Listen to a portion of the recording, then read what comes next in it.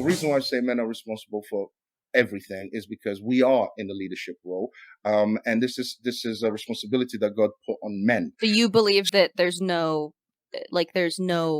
moral repercussions to having sex be a product in capitalism? I think sex is always a product, and I don't think there's any negative moral issues with a woman choosing to put herself on the internet. Think about the changes that we would have had to have encountered over the past 4 decades, at least 4 to 5 decades. Think of all the policy changes. Think about, the introduction of the pill. Think about the removal of the stigma with regards to sex before marriage, and ask yourself, did these things contribute to where we are today? Could we have landed where we are today without first those initial steps? So in other words, what I'm saying is we've got an enemy that's playing a long game in order to achieve this, where you have an OnlyFans lawyer now saying that we can remove stigma. Incredible.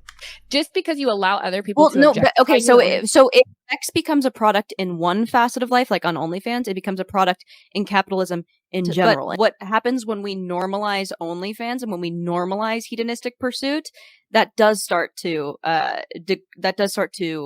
affect society as a whole. Even the individual can affect society as a whole. So in what ways has the proliferation of OnlyFans worsened society? Can you give me any outcomes? Or even porn, right? Porn became widely available in the late 90s, early 2000s. Abortion rates are down 41%. Crime is down. Child abuse is actually down. Violence is down since the 90s. So I'm not saying not for sex. I don't know if you know this, but not for sex workers.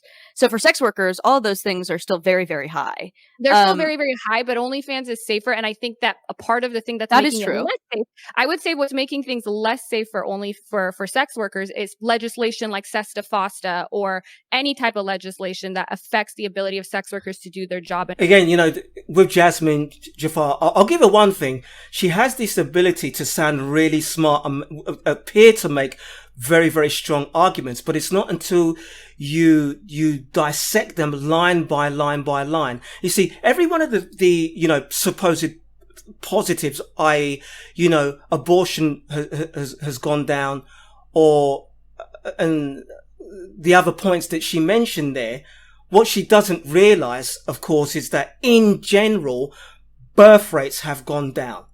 And the reason why they've gone down is because, well, that's right, there's a depopulation program.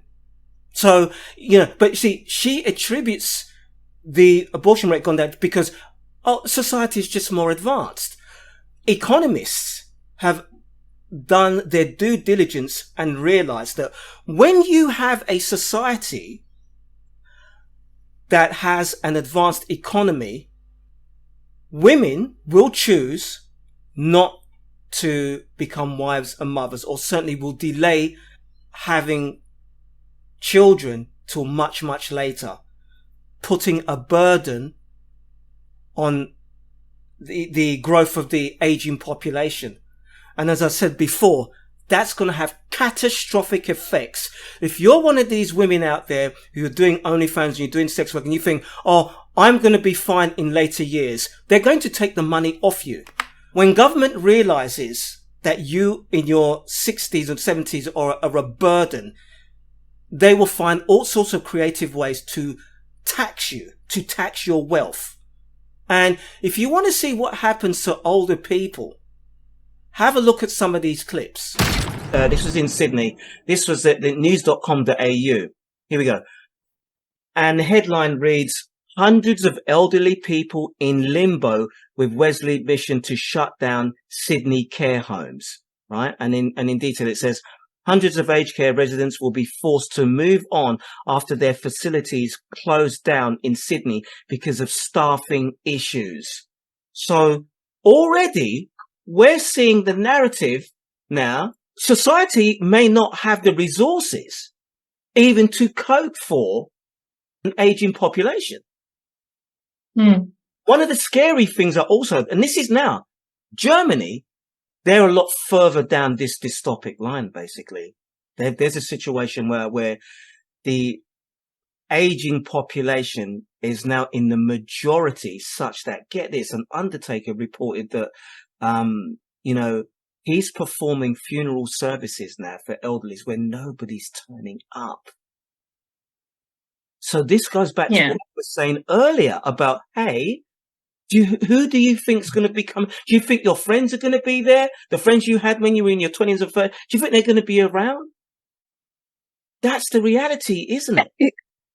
Yeah, it's sad. And look, at the end of the day, life's hard. So, why wouldn't you want to have that best friend, that partner, that person to lift you up when you're down? Like, why would you want to be so independent?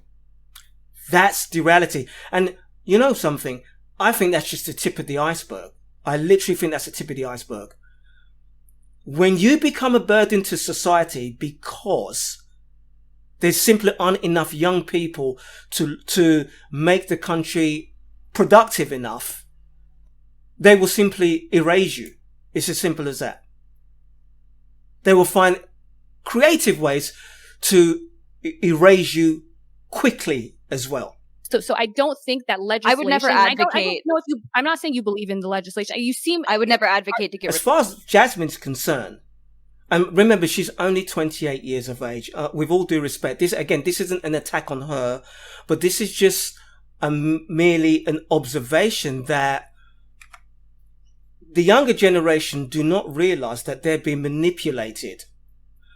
As far as she's concerned, the issue here isn't about telling women that they shouldn't do A, B, or C, but simply enabling women to make a choice and ensuring that they can be safe regardless of whatever choice they make.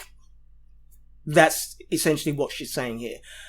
We move on. You trying to dictate other people's lives and what is good for them and what makes them happy, you're the problem, right? Like, who are you to tell me you need to stay at a job that makes you miserable? You need to stay at your law firm. Don't quit. Do something that you feel like is more conducive to your happiness. Don't live life on your terms. Live life on my terms. Again, this is another argument that really Octavia needs to hear. So she's making it quite clear. Who are you? Or who's any man to prevent her from living life on her terms, doing what makes her happy, enabling her to do a job, or shall I say preventing her from doing a job whereby life is easier, she can earn lots of money. I mean, there's an argument for this generation to be probably the laziest and selfish, most self-centered generation of women that's ever lived, ever in history. She's openly saying that a respectable job, being a lawyer, was something that would be a long way down her list of priorities, a long way down her list of aspirations for her future. Instead of that, she preferred to become a pornographer. I mean, you can't imagine what it must have been like for her family. Remember, her father's an engineer, an Iranian, and her mother is in fact a lawyer.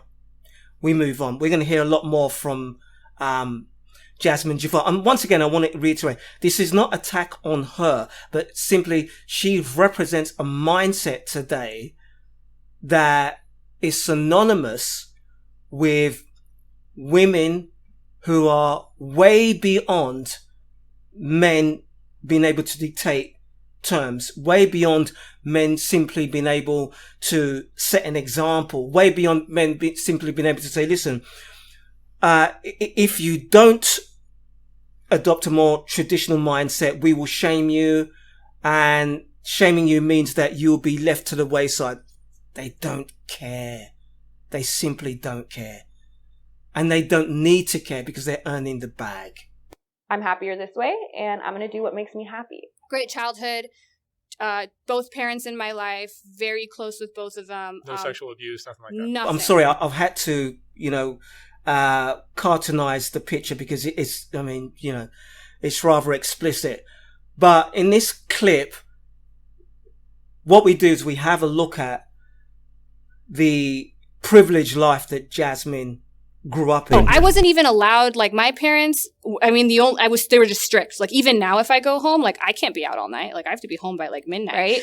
So my mom and my sister and I guess they all had this family meeting, which I didn't know at the time, but I could kind of guess because the way that my dad called me and like spoke, I was like, he didn't come up with this on the fly. Like, and I think they had my dad call me because they knew that if anyone could change my mind, it would be my dad. Like my dad's the only one that could make me stop doing this. So he calls me and he's like, I know what you're doing.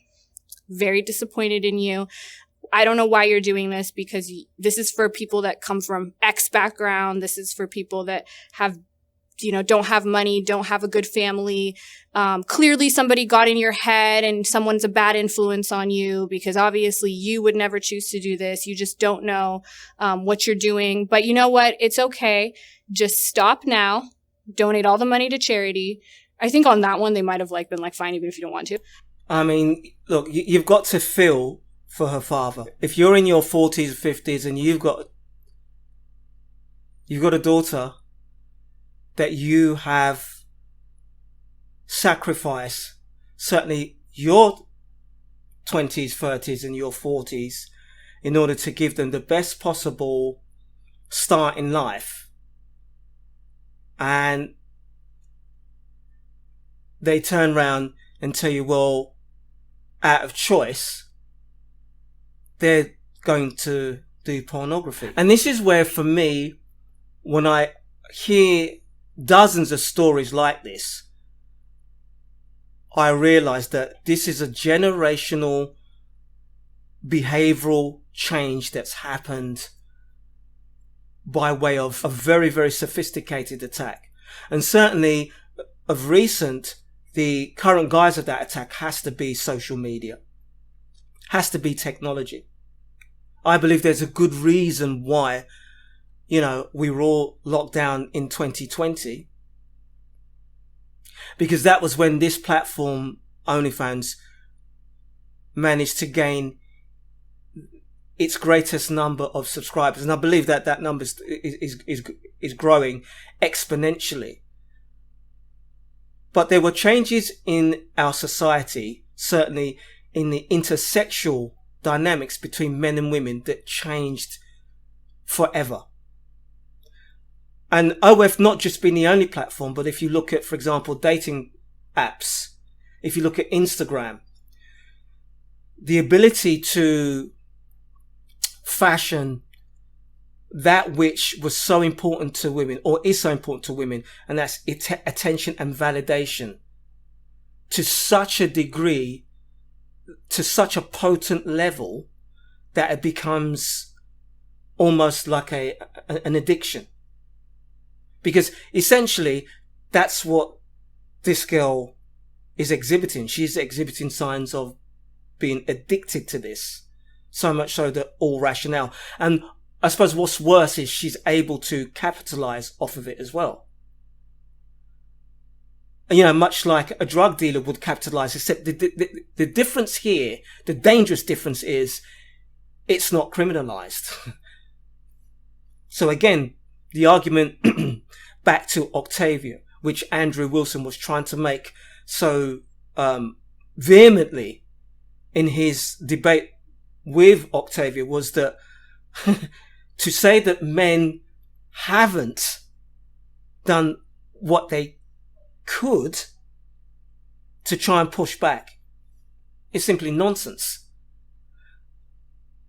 But, let's go back to this clip and let's have a look, let's have a listen to her father's response. And, just for a moment, put yourself in his position, okay?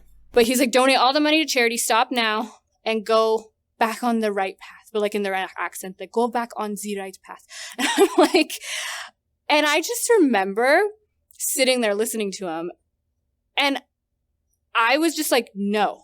And I was even shocked when I said that. It's interesting that she said that even she was traumatized, or that even she was shocked when she just said no.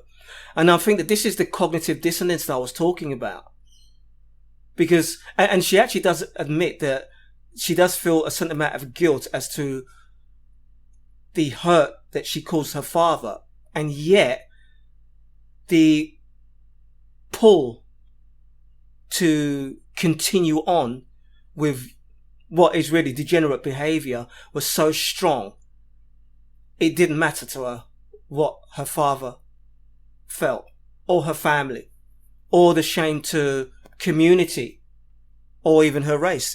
And not just to put it on her, but just in general, OnlyFans content creators just are oblivious to that kind of shame. Well, you know, we've seen earlier that shame is to be removed, because as Jasmine says, shame only hurts the women who are going, or who have chosen to do the work, especially those who don't have any choice but to earn that kind of money. It's a tricky situation, and one that takes really what I call intelligent evil to construct and devise. We move on.